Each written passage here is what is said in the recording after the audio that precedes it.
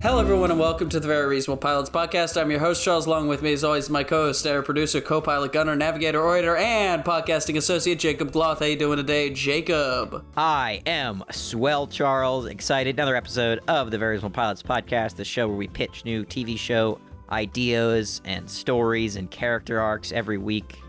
But this week's a little different because it's episode 260, and we have to come up with something off the top of our heads. Obviously, usually, you and I, we work hard all week writing storylines and coming up with different ideas and characters and all that stuff. But it's this time, definitely not like a monkey on a typewriter. We don't just smash the keys until something comes out. None of that. And all of it's done way in advance and not the day before or sometimes the hour before or 2 hours before. Or 5 minutes before. Yeah, none of that stuff. As we're recording, I come up with ideas for episodes that I hadn't even thought of. None of that. There's prep work that goes into this stuff. At least some prep work. But this one, no prep work at all. Mm-hmm. Completely original idea that we have to come up with on the spot. Off the dome, improv. This is the closest we'll ever come to being an improv comedy podcast. Yep. Because every once in a while, we say something that could be like mistaken for a joke. Yeah, misinterpreted as funny, but I wouldn't allow that. Mm-hmm. Not good. Nothing by an idiot. Yeah, nothing on here's a joke. Nothing's funny. We're all very serious people here at the Very Reasonable Pilots podcast. This is a very serious podcast. That's why it's called the Very Reasonable Podcast, not the Very Silly Podcast. Yeah. Exactly. If it were the Very Silly Podcast, we'd be making silly shows. We would. Instead, we make very serious shows. Yeah. Like what was it? Hard Bop Noir was our last. Which was our last? Episode 250 was the death of Isaac Illich. Before that, I think it was Hard Bop Noir. Hard Bop Noir. No, actually, it was. Wait, Soft Lands Ahead was 240, maybe 230. Oh, nope, 230 was on the edge of memory. 220. When was Hard Bop Noir? 220 was Hard Bop Noir. Oh my God, that was so long ago. It was. Was that in 2024? I don't. So maybe. Long? Yeah. Yes, it was. Yeah. Damn. I thought Hard Bop Noir was more recent. Silly Charlie. Well, 260. All right. We've got to come up with new episode, new ideas. Last time out, I had the Garden of Sodom, which was a steampunk Renaissance Italian mafia thing. So can't do that. Yeah. You had Raising Brains, which was post-apocalyptic zombies. And then even before that, I had Forgo the Sight, which was French mystery city thing. So, Hard Bop Noir was 9 months ago. If you had gotten pregnant at Hard Bop Noir, you would have had the child today. Isn't that crazy, Jake? I'm sure someone did. I'm sure someone got pregnant in that month and gave birth to a baby in this month. It's probably likely. And you'll name them after us. Yeah. His name's Charles Jacob Raising Brains. Charles Jacobson is a pretty good one. His name is Isaac. Yes! He's so much better. All right. So what should we do? Well, what should our show be about? I don't know, Charlie. My brain is completely empty at the moment, and I was just stalling for time. Can't do post-apocalypse. That's all I know, because we did Raising Brains. Can't do steampunk, because I did We already did that. So we could do future fantasy.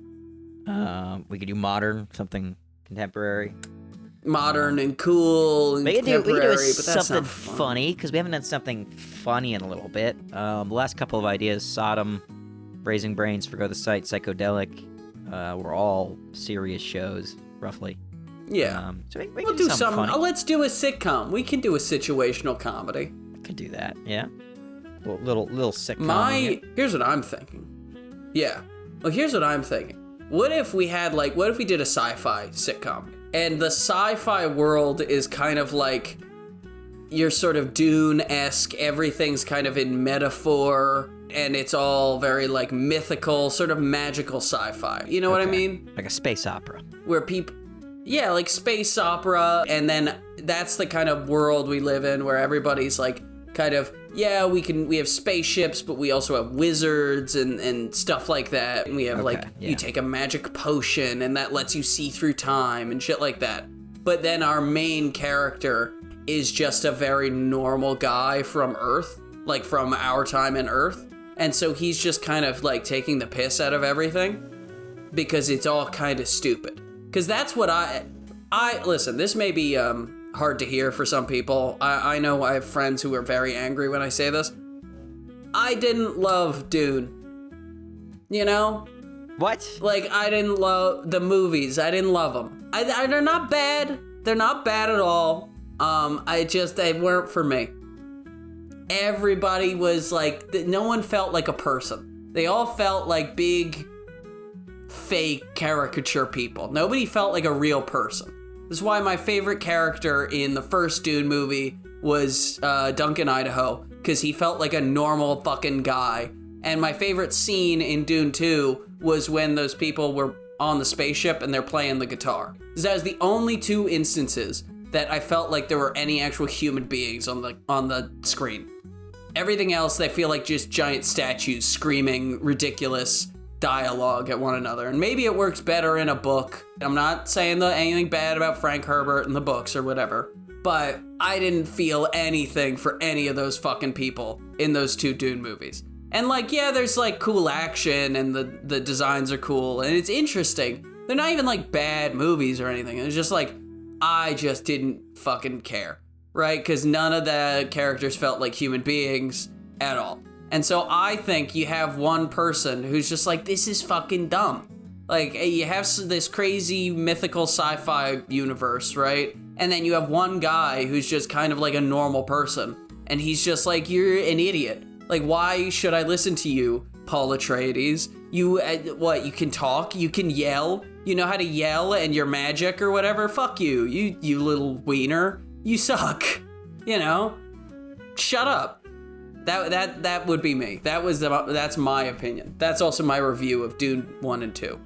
Okay. What if? Should we do like a, Futurama thing where it's like just a guy that's in our time that gets into like a fridge and wakes up and he's in like the mythical future, or like should it be a portal that he falls through? What are you thinking happens to this guy? I think like something like Farscape or like Futurama, where like there's this guy and he gets in a machine of some description. In Farscape, the guy is like he's test flying a like a spaceship. And he goes through a wormhole and he ends up on the other side of the galaxy, and there's all these crazy like religions and cults and governments and stuff. Futurama, the guy, Fry gets in the fridge and he's frozen for 1,000 years and he wakes up in the future. Just something like that where we have our main character who's kind of a schlubby loser dude, you know, your standard sci-fi protagonist. Whenever people do stuff like this, just like in Hitchhiker's Guide to the Galaxy, you have just a normal guy. He's kind of like a Simon Pegg style character. He's a bit of a man-child. He's not really like,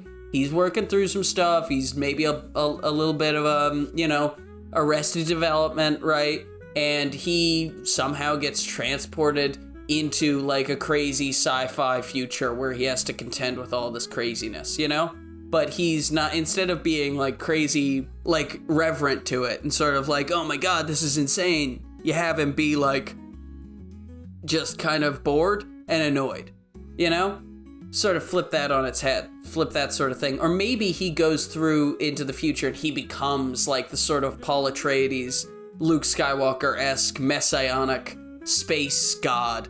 And he's just kind of like, this is dumb. Like, this is stupid. Why am I here? What am I doing this for? You know? That sort of thing. Okay, I think, how we do it, I think it should be, I don't want to do like the first episode is, oh, he just got transported. It should be like he's been there for like 40 years or like, not 40 years, like 10 years or something. And he's got like a normal job because he has to like, you know, survive and stuff. Maybe like the first 5 minutes of the episode can be him getting transported and it's all like really cool right away. And he's like, oh my God, like my boring life is gone. I'm now in this like cool space battle. And then we cut forward like 5 years and he like works in an office somewhere. So, how should we do it? Should it be like, we could do like he's working at like this cryogenic freezing place and he falls in. Or we could do like he accidentally signed off his rights for his life and they shot him in a pod into space to test out if they could do the same with, rich billionaires and protect them forever or something. Yeah. You know what? Be fun. I think that second one is a good idea. Like he signs up for an iPhone, right? And he doesn't read the terms and conditions. So he just clicks yes, and he accidentally agrees to be an experiment, and so he gets shot into space to test to see if space is safe enough for dogs. It's and so he goes to a wormhole, and he's. It has to be something, I think, because we're trying to get really far. Maybe they're trying to figure out time travel. And, one of the things with time travel is that, like, for example, when we're looking at really far away star or light from the universe, it might be that star or whatever has already gone because the light takes so long to get to us. So they're trying to figure out a way that, like, they could sense, like, essentially we're experiencing time travel because we're seeing something that is already gone, right? So they're trying to send someone all the way over there in an instant, which is essentially the future, because like, that if you got there right now, that star's already gone. It's like, that's the future. So maybe he works at a maybe like a LexCorp style, like, evil corporation that deals with sci-fi technology, Yeah, and if they're working on, like, black hole technology, and they create, like, a mini black hole, and they're trying to figure out, like, we're looking in the lab. Like, he's like the janitor or something at this place. We should give him a name, shouldn't we? Probably. Probably. God. What kind of guy should he be? Like names.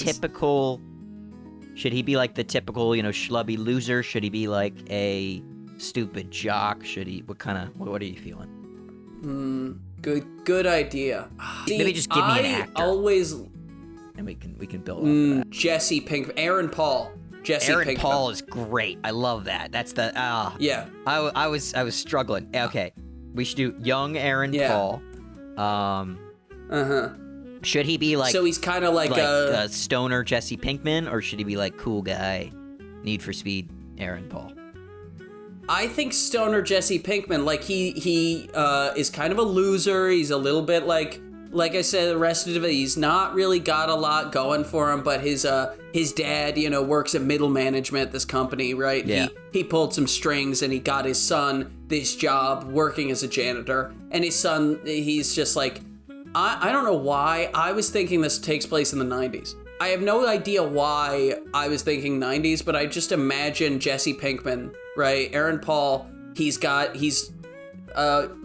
mopping or sweeping or whatever, and he's got his Walkman on, and he's listening to his music, and he's having a good time, right? He's listening to fucking Fleetwood Mac, right? And he's singing along, and behind him, he's not noticing it, but there's like all sorts of crazy sci-fi technology that's going on, and maybe there's like a guy from the future who shows up, and he's in like a sort of sci-fi helmet, and he's in a laser battle, and it just is all happening behind him. And then Aaron Paul turns around, and he's like, what the fuck? And as he does it, right, we see the CEO, right, and he's like trying to escape these time cops, and he pushes Aaron into the time portal, and he gets sucked in. And it's like, oh no, I've been sucked into the future, also to a different planet, or something like that, right?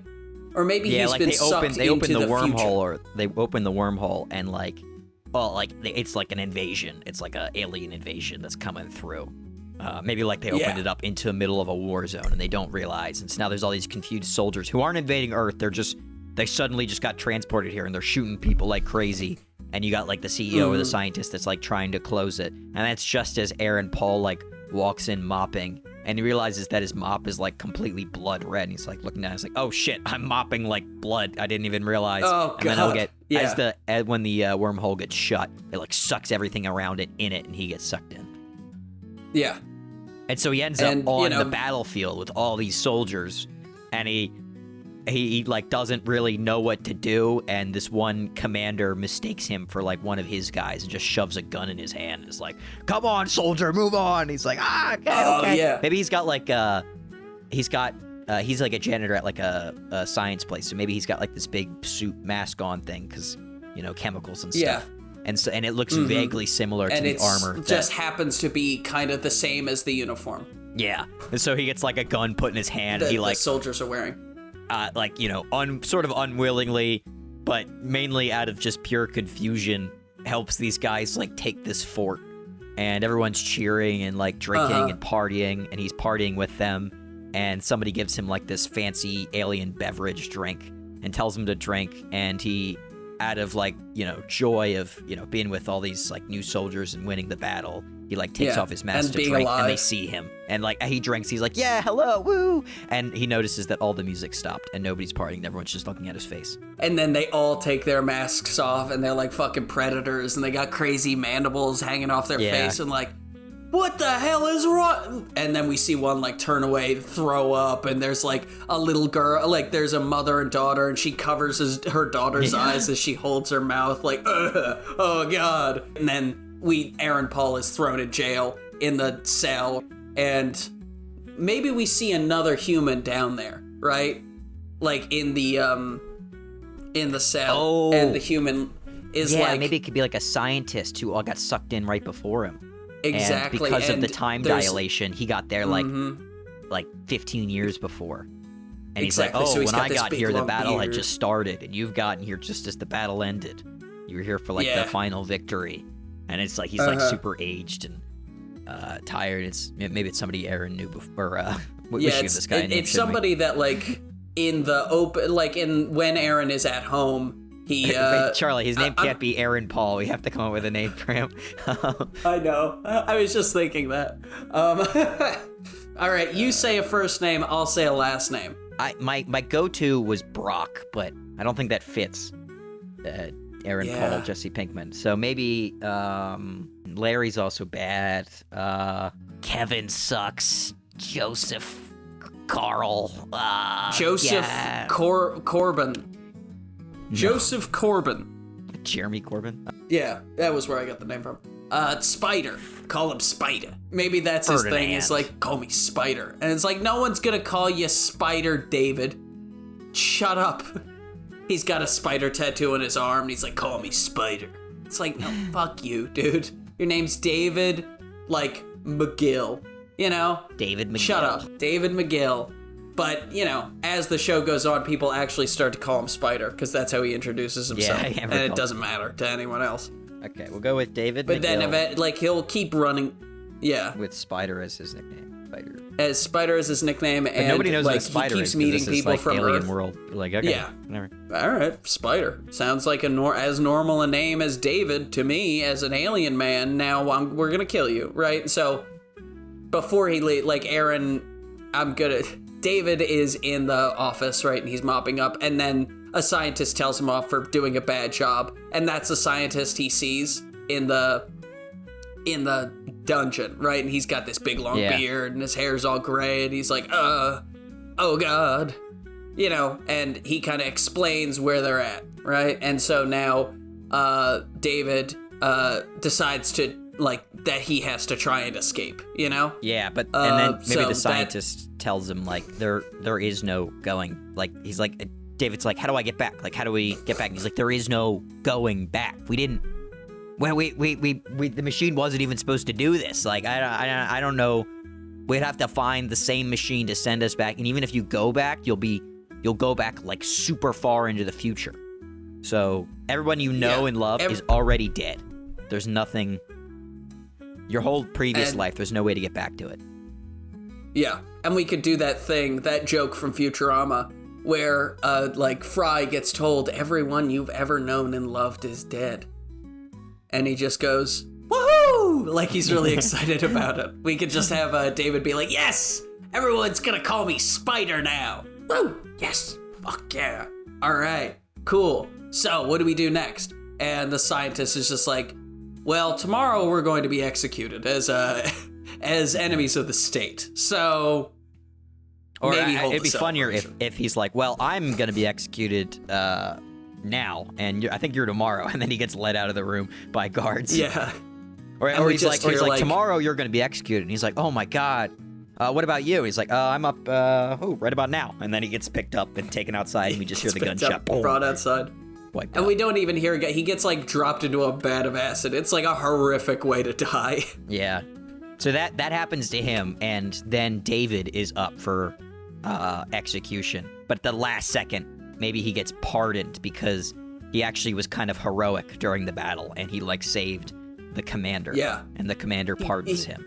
But he's like, he gets like a honorable, like he was so heroic that they're like, all right, we're not gonna kill you, and also we're gonna like send you, like get you a ride out of here, because I thought it would be funny if they were like, we shall, maybe the commander is like offended by him. Like, David says something that offends the commander such that the commander is like, I will not give you the pleasure of an honorable death, sir. No, you shall be banished. And then we just cut to Aaron Paul walking naked, handcuffed through this like alien desert, right? As everybody, they all just like leave. And they're all like, fuck you, dude. And he has to just walk naked through this alien battlefield trying to find pants before he can try and get some way out.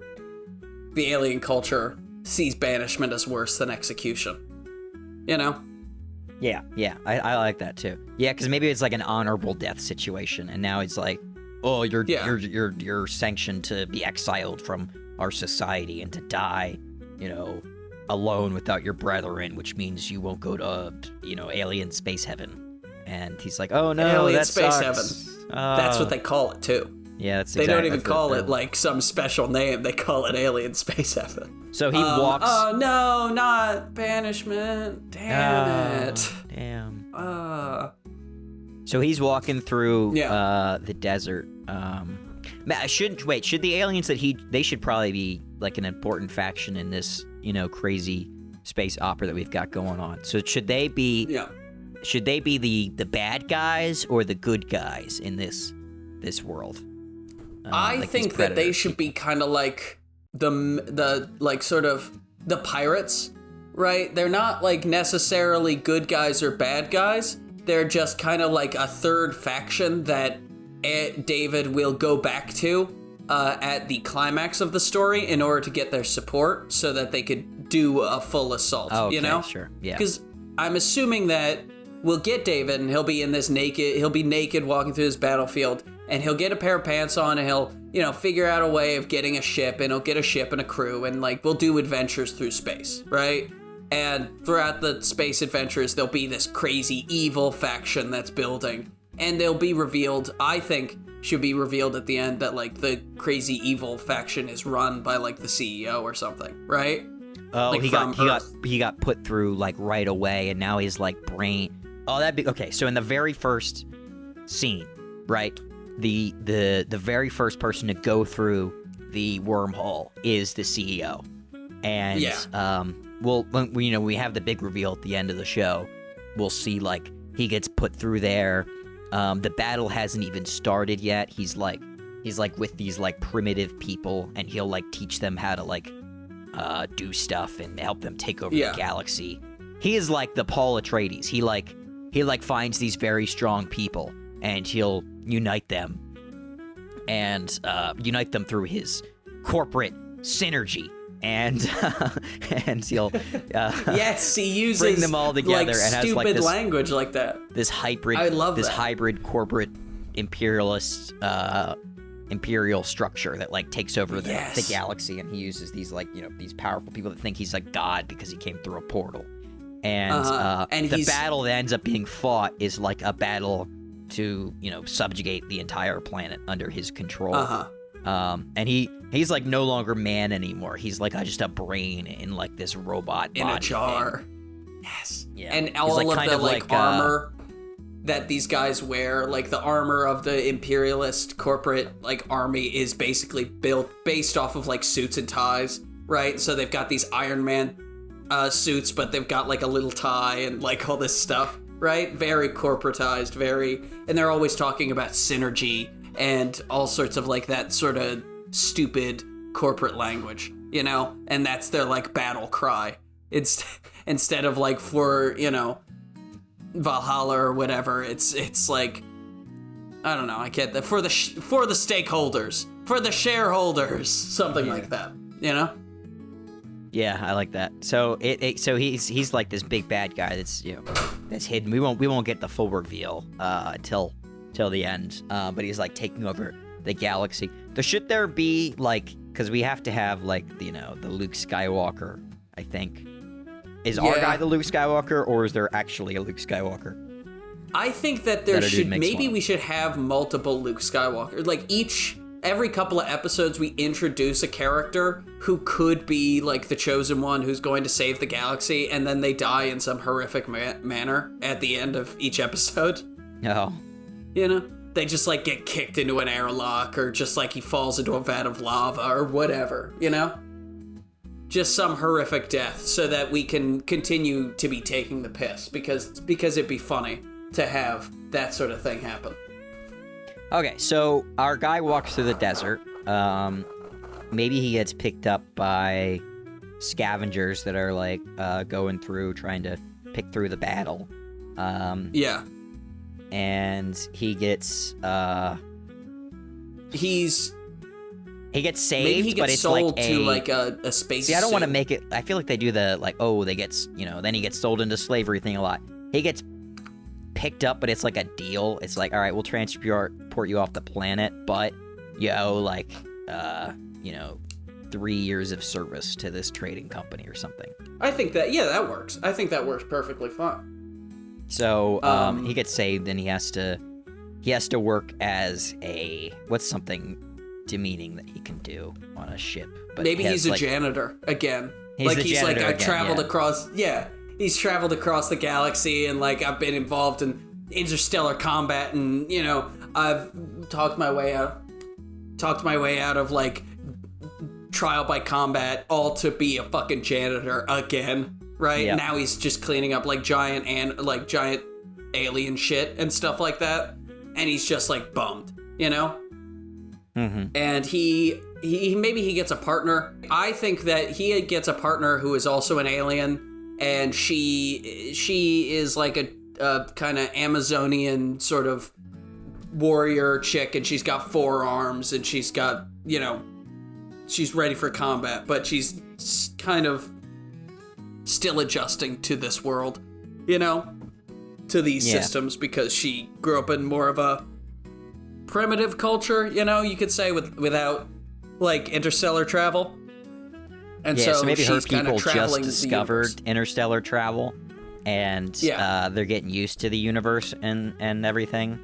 And how do they meet? So he's working for this trading company as a janitor. Maybe he works at, like, their corporate headquarters space base. And she comes as, like, the liaison for her planet. They're supposed to, like, learn the ways of how travel or trading works in the galaxy. And they don't really know what to do with her, because they don't really care. So they're like, okay, we'll put, hey, David will show you around and how everything works. No, it's Spider. Call me Spider.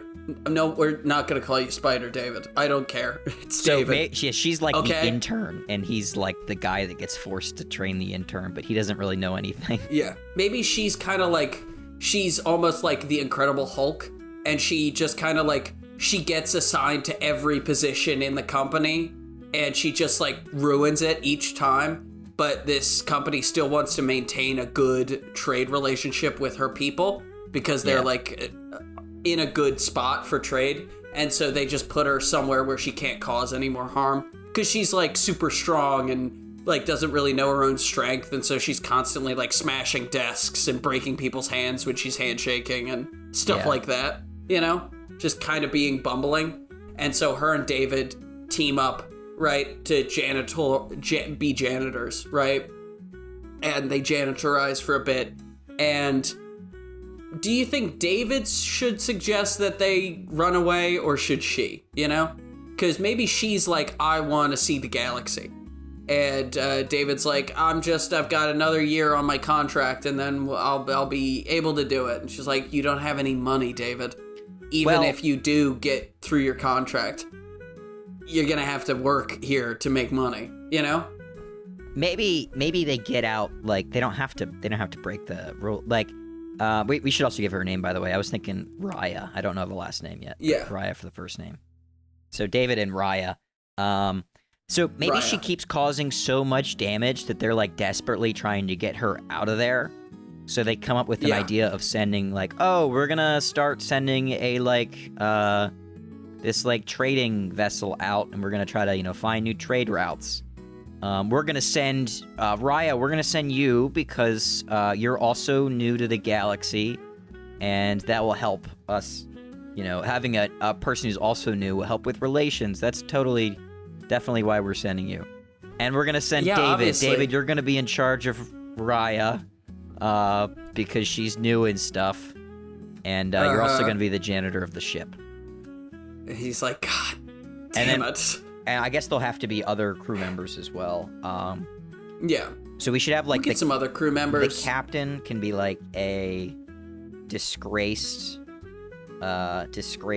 traitor, like, bottom of the totem pole person who they're just trying to... Maybe maybe the captain has never captained a ship before. He's sort of like a middle manager, and he's never had this responsibility before, but he's, like, been badgering his boss for a promotion, and it's just gotten to the point where it's so annoying that they're like, fine, here. And so he just has no idea what he's doing. And then we have, like, the first mate who is really overqualified, but is, like, a total company man. And so he like, is constantly deferring to his boss, who he knows doesn't know anything. But he's like, well, you're the boss, so I gotta listen to you. That sort of thing. I think the captain as well should be someone who's super old and just senile and just won't retire. So he has to. He's like in the union, and they can't fire him. They have to wait for him to retire, but he just like he just won't retire. So it's effectively they're doing with the captain what, like, the Inuit people do with the elderly. They just put him on a piece of ice and they let him go off into the water. They're just like, we're just sending him away. They just pick a random direction and launch this ship with all of their, like, all these undesirables off into space, and we do a fun space sitcom. The captain. Although this isn't sounding very much Smalls. like a sitcom. It is sounding kind of like just an comedy adventure show, which I'm here for. I'm not mad at it, right? Yeah, things change as we develop, I guess, the show. Yeah. I'm thinking Captain Smalls, and the first mate, she can be, I'm thinking Arch. Arch. Arch. I like it. Arch. Oh, shit. Arch. Let's go Arch. All Arch. right. All right. Arch first she's the first mate. We have Captain Smalls is the captain. Raya, who's the super strong, primitive warrior person, and David McGill, the spider. Arch, she's gonna be basically spider. Knows everything, but defers to the captain because is super into authority. Yeah. She just loves authorities too much. Should we have another character? So we've got the janitor, we've got the strong person, we've got the captain, we've got the brains. I think that's probably enough, actually. We Should need there be an a pet engineer. of some sort? Probably need an engineer. What? A pet, you said? Maybe the pet is the engineer. Yeah. We get something that's like a crazy alien monster, And David meets it for the first time. He's like, oh my God, what the hell is that? And then it's like, that's your coworker, David. Please be nice. And it's like a xenomorph. Like, we do something that truly looks like a horror movie monster. But it's just he's just a nice guy. He's like, hi, the name's Kyle. Nice to meet you. I'm the engineer. And he's just like this vicious, disgusting creature that's just a very nice and polite guy. I think that'd be fun. Yeah, and it's got a name that's like impossible to say because it's just like a bunch of squirts and bubbles. So everybody, David calls it Bob, and everyone else eventually takes up that name as well. So Bob is the Bob. disgusting mechanic monster. Yeah. Crazy, horrible, vile creature that lives in the bowels of the ship, but he's actually just a very nice guy. He likes his stories. He likes his melodramas, and he knits, Yeah, he knits. Okay, so we've got our crew who are going across the galaxy to find new trading posts, but we have to have obviously the epic space opera story. Yeah. Which sounds like we kind of got the first 2 episodes down, right? Yeah. Seems like the first episode should end with David getting on the ship and agreeing to the 3 years of indentured servitude for being rescued. And then the second episode ends with them taking off with their crew of ragtag creatures and weirdos, you know? Mm-hmm. Everyone else that's been jettisoned from this trading port. Yeah. And the third episode should be like them getting sort of involved with the greater story, I think. So obviously we've got our corporate army, yeah. And we need... I mean, the whole genesis of this idea was the epic silliness of space operas of Dune. We want to make fun of Dune here. So we need Paul Atreides, I think. Or I guess we already have Paul Atreides, who's taken over. So I guess this is kind of like the making fun of Dune after everything happens, where Paul Atreides is like the emperor now. Post Dune. So I guess we need. And so Skywalker. we have our trade company, right? Let's just call it, Shifto, because they like to shift things from one place to another, right? Shifto should be the title of the episode too. Shifto. All right, Shifto. What's a good subtitle for that? Shifto, Traders at Large, something like that. Okay, I like that. Shifto's Traders at Large. Traders at. And so our characters, like, they represent sort of the private sector and, like, just the average people, because Shifto isn't, like, a crazy company. It's not like Mom in Futurama. It is just a normal company, and they, trade things, and they establish trade routes. And then we'll have, like, sort of... Maybe we can have, like, a pseudo-religious pacifist organization, and they're the quote-unquote good guys, but they're pacifists. And so they're, we stand against... They should be like a Jedi parody. We stand against everything.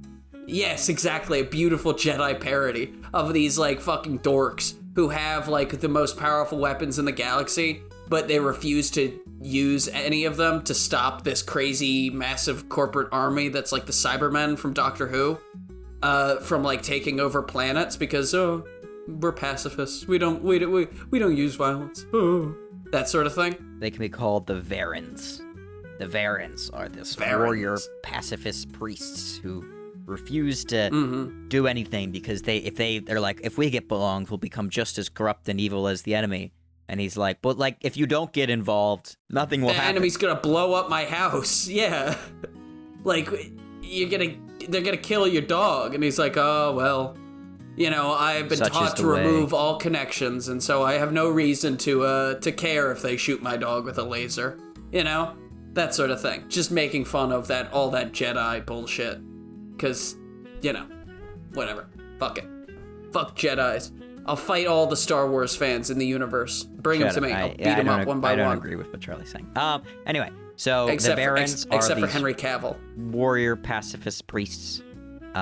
Maybe we should have an episode where they, our people get to this, the planet that the Varens live on, and experience them, and it's like, but you guys can just wipe them out, and they're like, they refuse, and our people leave as the Imperium corporate army, and the corporate Imperium shows up and just wipes them out, and the Jedi, who are totally capable, the Varens, who are totally capable of defending themselves and beating off this attack, just refuse and just, like, sit and take the brunt of it.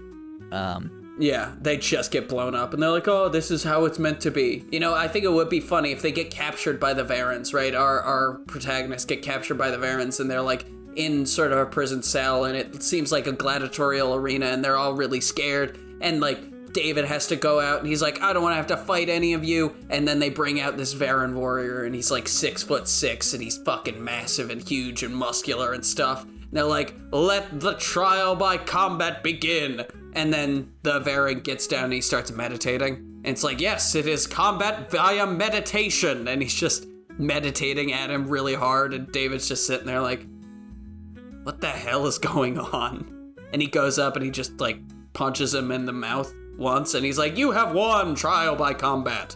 You have won your freedom.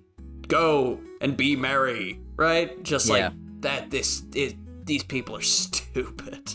I also God, thought when I hate this place. when the planet gets destroyed and everything, and they're like leaving and they're all sad. And it's like, oh my god, like all the Varens are gone. Like just one of them could have defeated these evil people, and it's terrible. And like they hear a yawn behind them, and there's a guy that gets up, and there's just the last Varen was taking a nap in their ship because he had like cleaned it all up for them and finished it off, and he took a nap in one of their beds, and he gets up, he's like, yeah.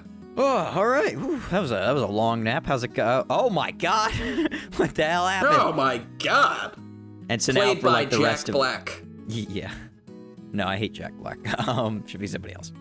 Played by Fair Jack enough. Nicholson. So Tycho. Yes, I'll Jack call him. Nicholson. Jack Nicholson. Tycho. He's the last Varen who survives and joins them, and maybe he's like with them the whole time, and he's this pacifist who refuses to do anything, and he can be the Deus Ex Machina at the end when they're fighting the evil corporate dude. And there's got to be like one hidden tenet that nobody knows about, that like if it's broken, that's when they're allowed to use violence, and then it will get broken, and that's when Tycho will just like start helping and absolutely start wiping out the corporate dudes, which will lead. And he's doing all sorts of John Wick kung fu, and he's shooting guys in the head, and he's just like fucking absolutely messing all these people up, and they're like, oh using, my like, god, his magic, dude, you could have been doing this the whole time. Stuff. Yeah. Exactly. What should it be? It should be something. It should be something really silly. You can only use violence on Thursdays. It has to be like, okay, so it can't be like if somebody attacks you because they get attacked and they lose. It can't be like somebody attacks your friends because that's too cliche. Yeah. Okay, maybe if somebody wearing a ponytail calls you specific fat. Plant that only grows on the planet that they end up at the end. It's like the smiling lily or something, right? Yeah. And what's his name? Maybe it should be like the bad guy will step Tycho? on it as he's walking out, and that's when Tycho will like wake up and be like, I've got to do shit. Or maybe he always has it with him, like it's always on the ship, and he's been taking care of it the whole time. And then that's the bad guy will like break it, and then he's like, all right, now I can kill you. And it's like, oh, that planet was like sacred to us, and we're only allowed to attack if somebody destroys the planet. What if it's sillier than that? What if it's like Groundhog Day? Like he's got a little like hamster or whatever, like he's got some sort of space rodent with him that he keeps on his like person at all times, and if it like gets scared by its shadow, then he's allowed to do fighting, you know? Oh. There's something even dumb so, like maybe that. if it sneezes. Yes, if it sneezes, he's allowed to fight people. So he's got this gerbil, and if it sneezes, like in the direction of somebody, it's like, oh, well, now I can attack. Now I could do all sorts of crazy wizard magic, right? And they're just like taken aback. Yeah, I like that. And, you know, obviously the story will end with our main characters defeating him, and there's the final reveal that it is the CEO of the company, and he starts talking shit to David, and David, like, you know, Tycho comes up, he's like, no, my friend, violence is not the answer. You know, if anything has taught you that, and as Tycho is giving his big long speech about how violence is not the answer, Raya just breaks the brain case with a stick, and the brain like explodes and shatters, and there's just this big lump of brain with glass sitting in it, like stabbing into it on the ground, and she steps on it. She's like, huh, violence seemed to be the answer that time. All right, let's go get lunch, you know? It could be like an almost tragic totally thing at the end, like the CEO tells David that like I've been trying to get back, like I've been using all my power and everything so that I could build a machine that could bring us back, and if you don't, you could help me, and together we could return to Earth and live out our normal lives and everything, blah blah blah. And that's like convincing David, and he's like gonna agree, but Raya like smashes the skull and pops it, and he's like, well, I guess that's not gonna happen.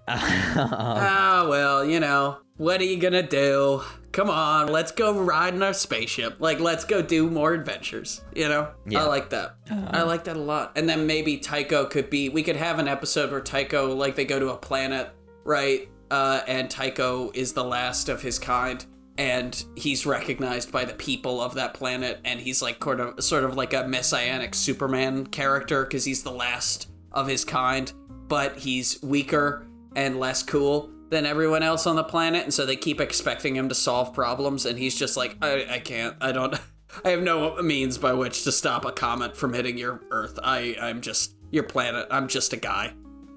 I don't have any special powers, but they keep thinking he does because he's the last of his kind. The last of the... He what is are they called magic, again? but he needs the sneeze, you know? He can... Yeah, he needs use, the sneeze. He needs the sneeze to use his abilities. He's like, I'm pacifist, even from meteors, you know? He'll have some, like... I think he should be doing, like, big philosophical speeches at every little thing. He's like, oh, yes, even the meteor has its own path, and we must all follow what we do in life. And they're like, it's going to murder all of us. What are you talking about? Yeah. Get rid of the meteor. He's up, like, Tycho. it's the circle of life, blah, blah, blah. Such I can't is mess life. with nature. Yeah. I like that. Oh, man, we've been going on for about an hour now. But yeah, I think this show sounds fun. Yeah. I think it'd be fun to watch. We love a comedy sci-fi action thing. You know? Yeah, I think it's fun. Shifto. Yeah. It's a good title to it. Shifto. Shifto. Traders at Large. I like it. And I also think our episodes should be just like the basic episodes when they're not dealing with the main overarching plot is them attempting to set up trade routes so the title makes more sense. Yeah. Well, I was thinking I don't put the sub... You want the subtitle in the title? Okay. I thought the subtitle was like their corporate slogan. You want to do Shifto, Traders at Large, as the title? Nah, just do Shifto. Shifto's alright. I think Shifto is funny enough. Yeah. Just Shifto. But thank you everyone for listening to our the 260th episode of the Very Reasonable Pilots podcast. I've been your host, Charles. Along with me has always been my co-host, Sarah, producer, co-pilot, gunner, navigator, orator, and podcasting associate, Jacob Gloth. If you like what you heard here and you want to hear more, please give us a like, a follow, subscribe, tell your friends, tell your family, tell your dog, tell your cat, and remember, we will be here next week with a brand new television series titled... Are you ready, Jake? Are you ready for your title that you don't know? Huh, Jacob? Are you ready? I have no idea. What is it? It's Underground Funk. That's the name of the show that Jake's going to be doing. I've already started working on it, because you already told me in the past. I did. And I haven't written an episode yet, but I got characters. I got setting. Yeah. There you go. It's good. I like it. What So else far, do it's you need? good. Yeah, I'm excited. Thank you, everyone, and have a good day. Goodbye.